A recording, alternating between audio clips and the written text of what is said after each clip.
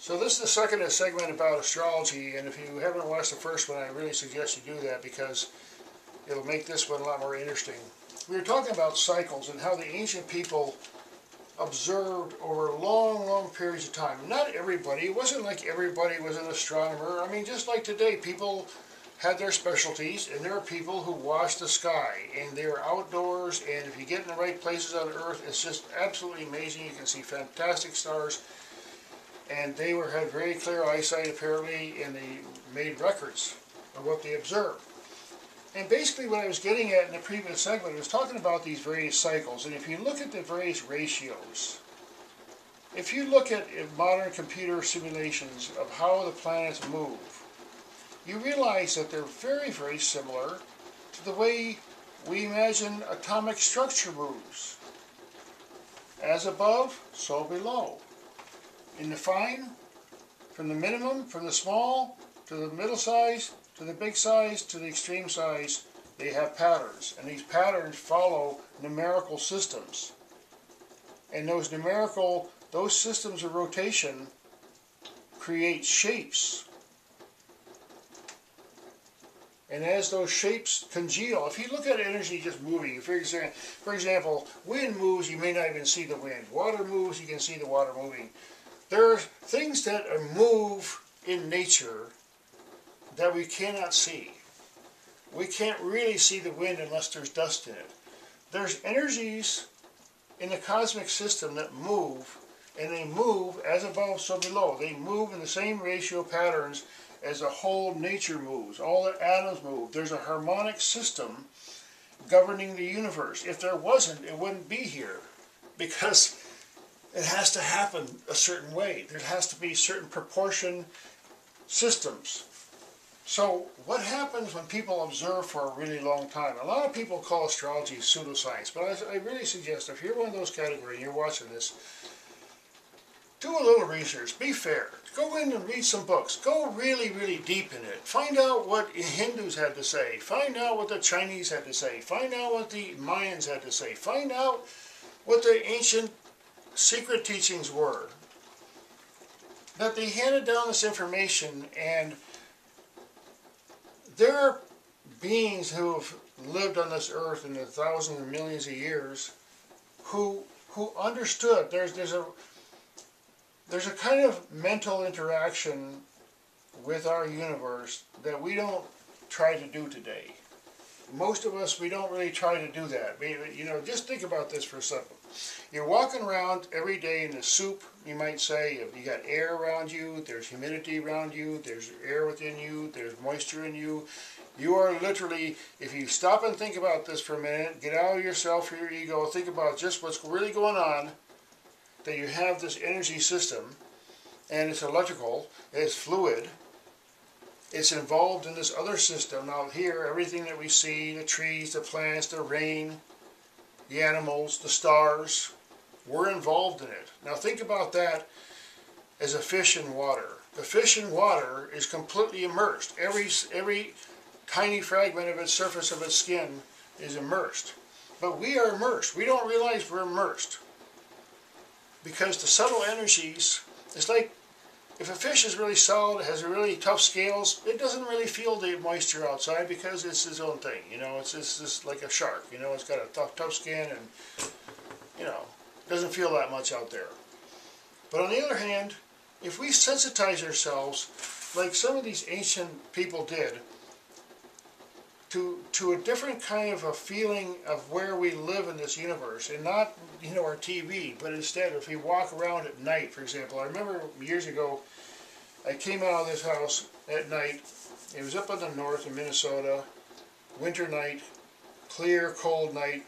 Walked out of this house and looked up in the sky. I just about fell off and fell down because it was just so stunning, so bright, so awesome, so deep to just look even for a second up in the sky. But if you think about how people could sensitize themselves a little more to what's going on in the cosmos, then they maybe had some wisdom. And there's a lot in astrology if you really get into it. I mean, I can't really go on because there are many people who have studied astrology way more than I have, but I studied enough of it and along with other subjects, to understand that this is a very, very profound thing. You have to, we don't know how it works, but we don't know how a lot of things work.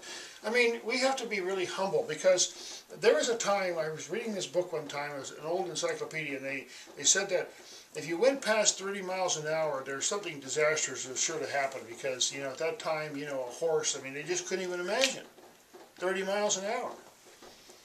And trains, and now we go like 600 miles an hour on a daily basis. So to understand that there's a lot we don't know, and if we never put our attention into learning about a subject, then we're never, ever, ever, ever going to know that subject.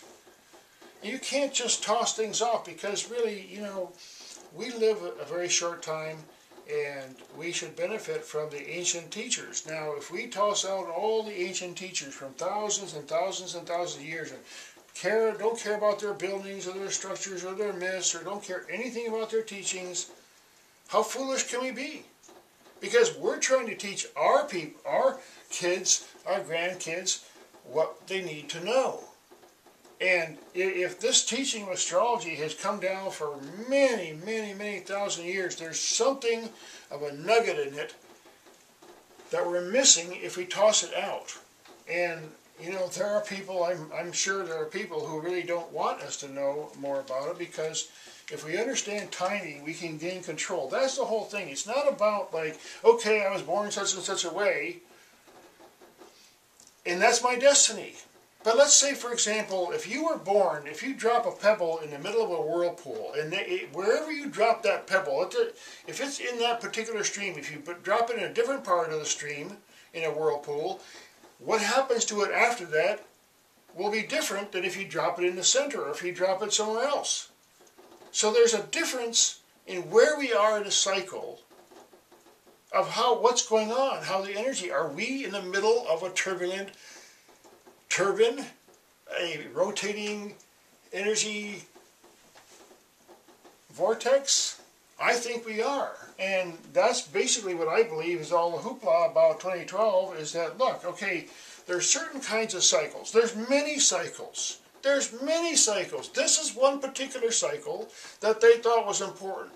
And it seems to be important, because look at what's going on right now for the last 100 years. They must have been right, because what's going on right now on the planet compared to their point of view is exactly what they expected. A total change of everything. Total domination of machines, and they're mining up in Canada, stripping or raping the whole planet. That's what they imagined was going to happen in 2012, and guess what? That's what's happening. But it was way beyond their wildest dreams, because something we can't imagine what will happen 5,000 years from now. But if we have some understanding of the cycles that we're in, and based on past experience, just like the stock market, okay, past